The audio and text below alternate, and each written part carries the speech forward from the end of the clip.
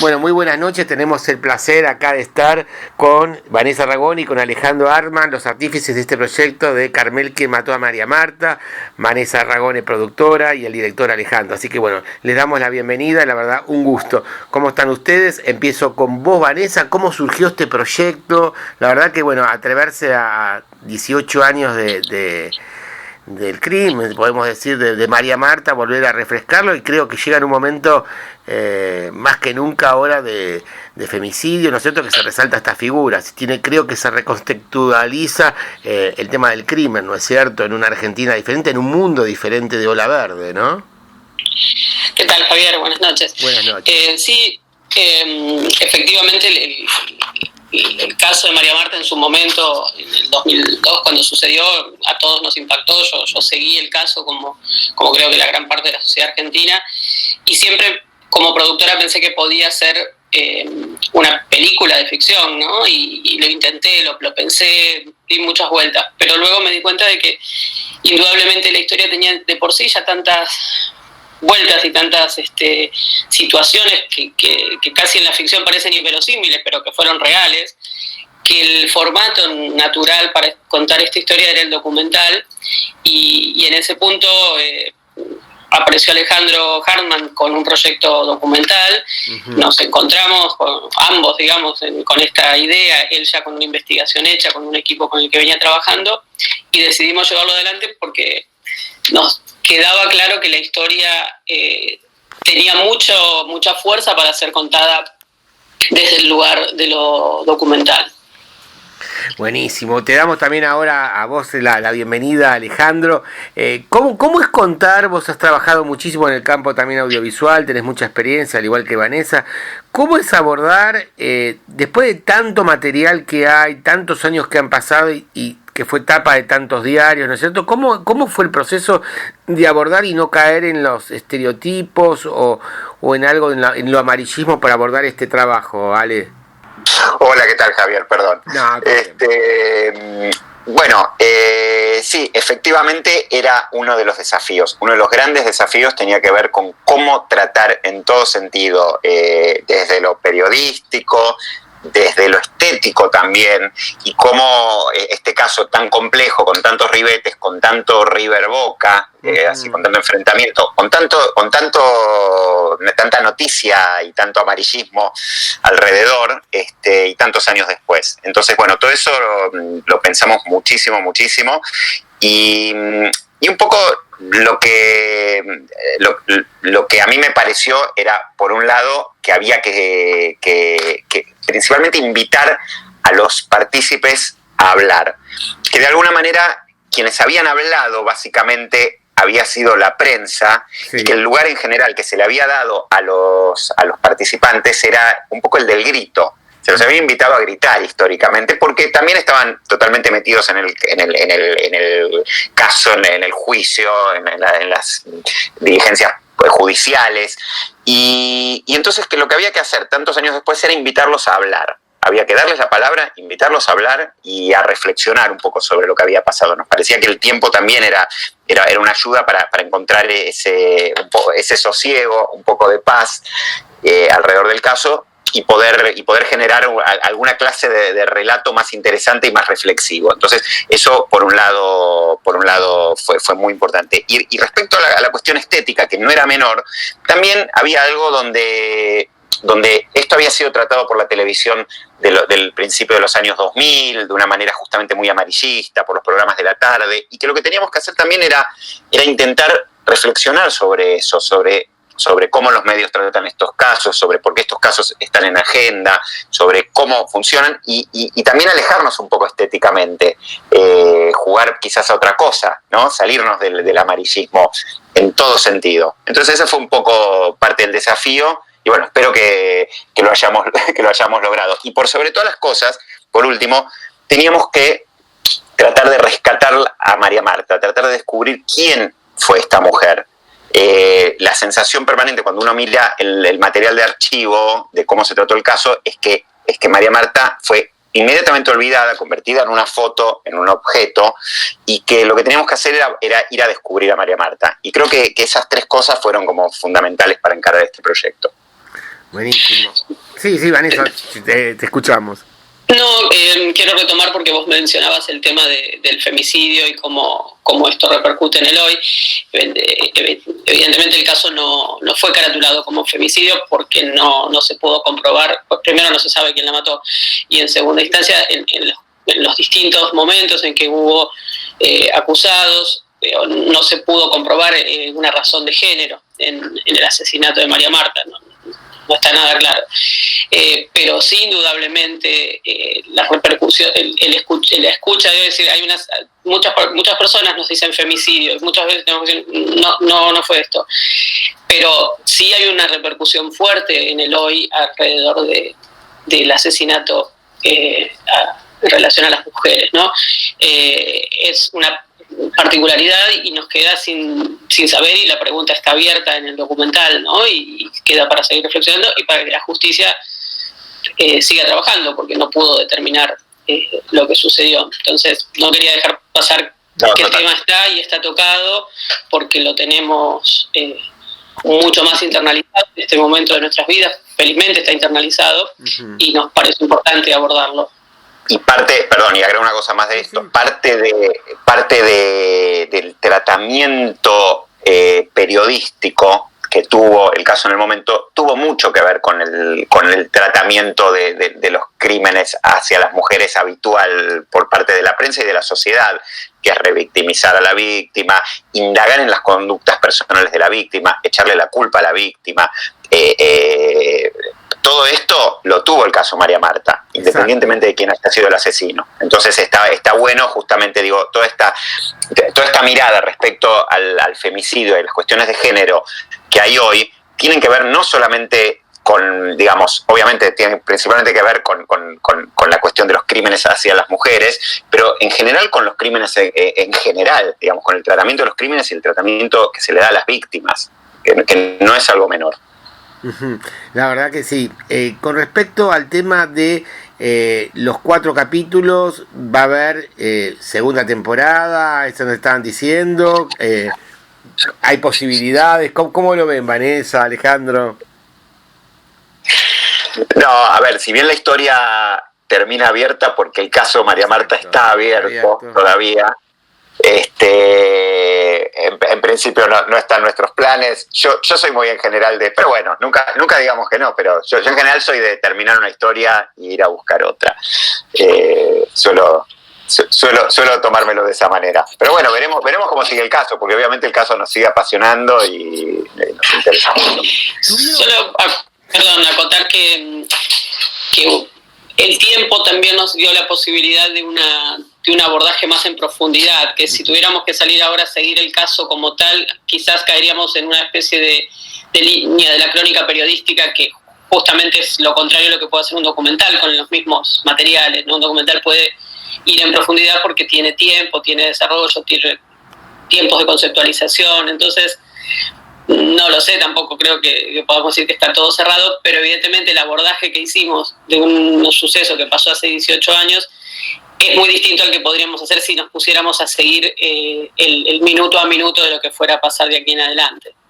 Me venía a la mente mientras los estoy escuchando. ¿Tuvieron condicionamientos después de 18 años de decir, che, vuelven a tapar seguramente un crimen no resuelto que todavía resuena, Carrascosa que sigue implicado aunque no esté preso? ¿Tuvieron ustedes condicionamientos o aprietes de alguna historia cuando supieron que iban a hacer esto, o no, o fue normal a 18 años como que vuelven a retomar algo que no está cerrado como ustedes lo dijeron este año, donde se vuelven a rearmar y a aparecer, visibilizar el tema ahora mundialmente a través de la pantalla de Netflix? ¿No tuvieron condicionamiento alguno para realizarla? Nada. No, para nada. En lo absoluto.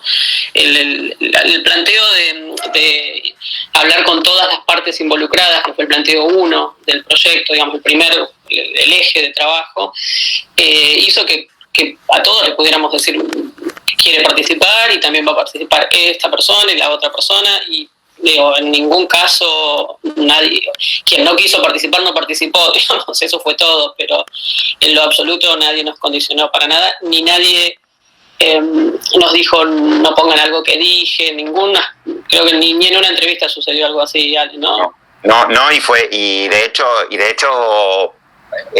yo cuando hago entrevistas le digo, parte de mi encare a los personajes es, bueno, mientras estamos dando una entrevista, si vos te arrepentís de algo, en el momento de la entrevista me lo podés decir, lo podemos conversar, etc. Nadie.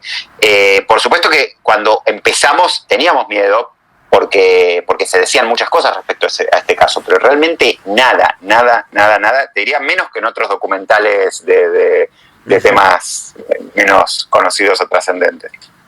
Buenísimo.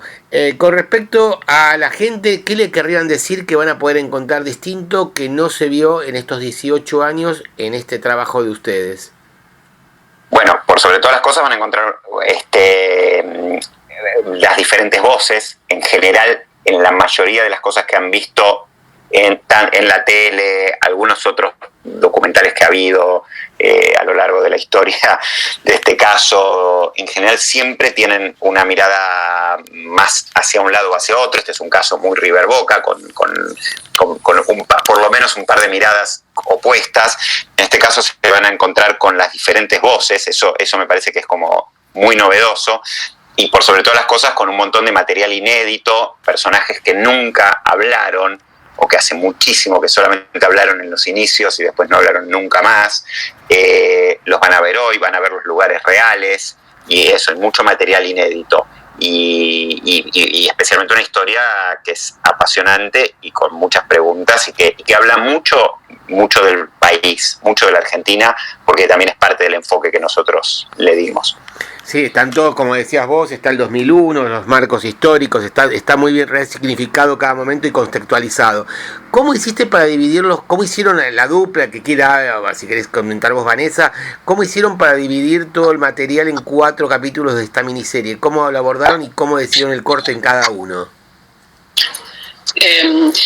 Básicamente, después de en general teníamos una idea cronológica del caso, ¿no? Pero hicimos muchas pruebas en montaje. El montaje fue extenso, con varios montajistas trabajando y fue muy, muy grato de hacer.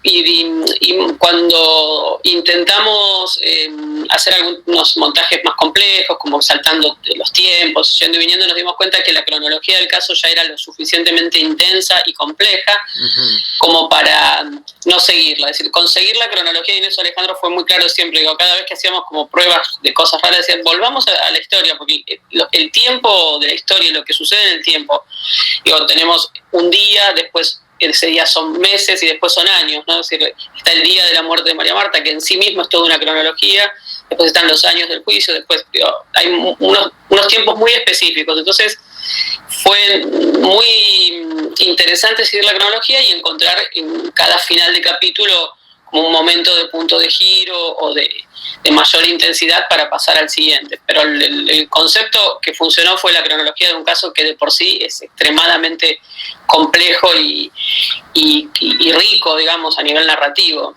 Uh-huh. Y donde tuvimos que dejar cosas afuera, inclusive, ¿no? Porque podríamos haber hecho 5 o 6 capítulos. Te digo. La verdad que un gran laburo. Les hago una pregunta, Ale. ¿Cómo pudieron hacer, cuántas entrevistas hicieron y cuánto tiempo les demandó a realizar este trabajo entre preproducción, producción y postproducción? Mira, hicimos... Yo ya le perdí la cuenta, pero debemos haber hecho cerca de 30 entrevistas, me imagino. 30. Aproximadamente, Vanelo, sí, por lo menos 30. O sea, un montón. Algunas pocas no pusimos, quedaron afuera, algunos pocos personajes, pero que fueron entrevistas justamente hermosas, pero que pero no tenían por ahí que ver. Se nos iban un poco de tema. Y estuvimos de preproducción, no sé, varios meses, pero empezamos aproximadamente en mayo, junio del año pasado, y terminamos hace relativamente poco, así que fue más o menos 1 año y medio de trabajo completo, más el que habíamos tenido desarrollando el proyecto, ¿no? Bien, Vani, veo que es un trabajo y felicitaciones, un muy buen laburo y aparte que da ganas de verlo, es decir, es como que estuvieras viendo algo de Agatha Christie y decís quiero seguir viendo qué pasó en esta casa cerrada. Bien, muy bien. Vanessa, opinión personal tuya de Alejandro para ir cerrando la entrevista. ¿Tienen fe de que en algún momento se llegue a esclarecer a nivel personal ustedes este crimen, o piensan que va a ser uno de los tantos que quedan y no se va a poder resolver? Como sigo siendo las dos cosas, que ojalá, porque hay una víctima y no se ha hecho justicia, y hay mucho sufrimiento alrededor de la muerte de María Marta. Digamos, todos los involucrados, todas las personas con las que hablamos involucradas o que tienen que ver con el caso, la verdad que han sufrido muchísimo. Y entonces, como siempre, no saber la verdad es muy malo para una familia, es muy malo para una sociedad, es muy malo para todos, ¿no? Ojalá se supiera, como bien dicen los que investigan, el tiempo que pasa atenta contra la posibilidad de saber la verdad, ¿no? Así es. Fue muy complejo, y las idas y vueltas judiciales que tuvo el caso enrevesaron mucho la posibilidad de acercarse a la verdad, pero ojalá, es sanador saber la verdad. Ale, sí, ahora te quiero escuchar a vos, Ale. No, a ver, a mí me encantaría que se sepa, como dice Vane, hay una víctima y también hay un asesino suelto. Uh-huh. Esa es la realidad, que no, o por lo menos que no ha sido condenado.